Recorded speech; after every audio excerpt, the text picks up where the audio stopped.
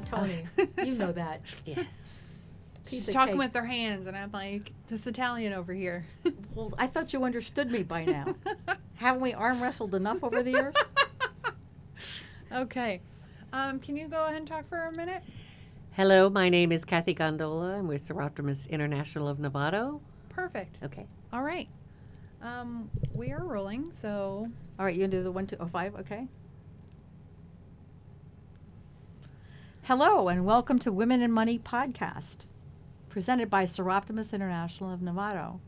My name is Madeline Peters, and I'm here today to have a conversation with some excellent colleagues of mine on this topic, women in money. I'm Marissa Elder. We're excited to be here sharing conversations that empower women through financial education, confidence, and community. And we are very honored to have here Kathy Gondola, who is like the nuts and bolts and organizational structure of Seroptimus International of Novato. Kathy? Hello, Thank you. I'm really happy to be here.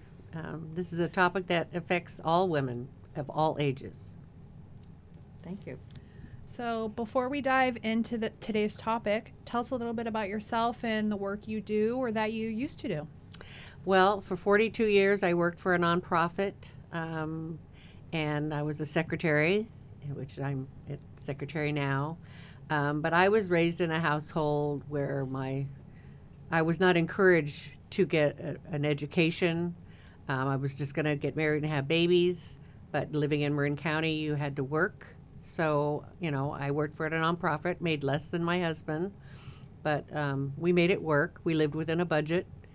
And now that we're both retired, we enjoy our grandchildren and traveling. So you're involved in Seroptimus. You've taken your background in nonprofit work and the leadership and role that you did both in your organization and currently for Seroptimus International of Novato. What inspired you to become involved in this work? Well, initially where I worked, we received funds from Seroptimus International, so we were encouraged to provide an employee to be a member. And I gladly joined because I believe in the mission to empower women and girls and to help them succeed in economic empowerment and just to empower them. And it's been a fun ride. Let's start with a big picture. So let's kind of move back and take a larger look at this. Why is this so important for women to have this conversation, have conversations about money? Well, just for myself, I think it should have started like earlier, but it's never too late to get involved in your own finances. Situations have arisen in my life where I know of women who find themselves as the sole wage earner or retiree without a husband's income, and just you need to know your own finances, and it helps to have a financial advisor. That's key, to know how to invest your money and make it work for you, so you can live a comfortable life. I don't need to go out to dinner every night, but to have a comfortable life and know where your money is very important. I really love that perspective, and I appreciate you sharing those ideas. And earlier you brought up that you grew up in a household where you were taught that women don't need an education and don't need to know about money, and we're taught not to talk about money openly. Do you still see that today? I think it's getting better. Certainly women are needed in the workforce, and their incomes, two incomes are needed, especially in Marin County.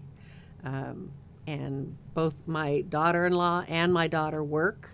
They are contributors to their household. They're not only the caregivers of their children, but they contribute to the household. So it's important for them to know their finances as well. So I see it gradually getting better. We're not there yet. So there's always challenges, but women face particular challenges. What do you see the common financial challenges are that women face? Well, they're not paid as much as men. So they have to be really, really careful how to manage their money because they don't earn as much as men. And they outlive men mostly. So it's it's hard. Are there particular challenges you see for women who are navigating major life transitions like a divorce, career change, caregiving, or retirement? Yeah. I'm not sure I understand the question. Are there particular challenges you see? Well, just not have enough, not earning enough. They're always going to be behind. That's, to me, is the biggest challenge, not having enough. Mm-hmm. Okay, if a listener, someone listening to our discussion, wants to improve their financial situation but feels overwhelmed, where do you suggest they start? Get a financial assistance, either start with your tax preparation people. They can refer you to a good financial advisor. That's what we have. Mm-hmm. If something ever, God forbid, happens to my husband, that's who I'm calling first. What's one financial habit that can make a significant difference over time? Well, know what's coming in and what your expenses are, and also plan for your future. So live within your budget, plan for your future. What's one thing you wish every woman knew about managing money? How to manage money. That whole ball of wax. Yeah. Yeah. Don't leave it to somebody else. You got to Don't know leave what it to your someone money, what money's coming in, what money's going out. What can I do to help my financial in the future? But be aware. That was great. Ready for some quick lightning round questions? Oh, sure. Fire away. Best financial advice you ever received? Be self-sufficient. Don't depend on someone else to carry you. Be able to stand on your own 2 feet. One myth that women should stop believing? That they can't take care of themselves.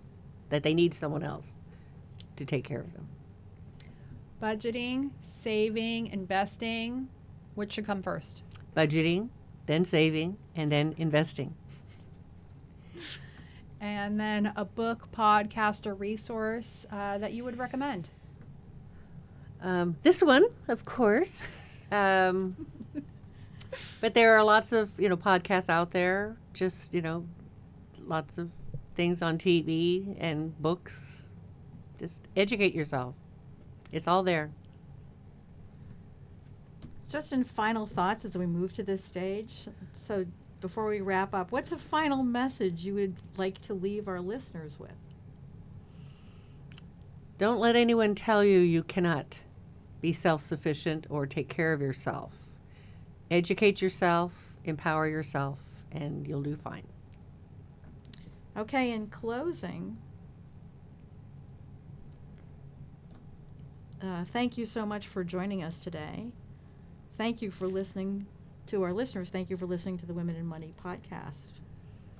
If you enjoyed today's conversation, please share it with a friend and help us continue empowering women through education and community. Until next time, take care of yourself and your financial future.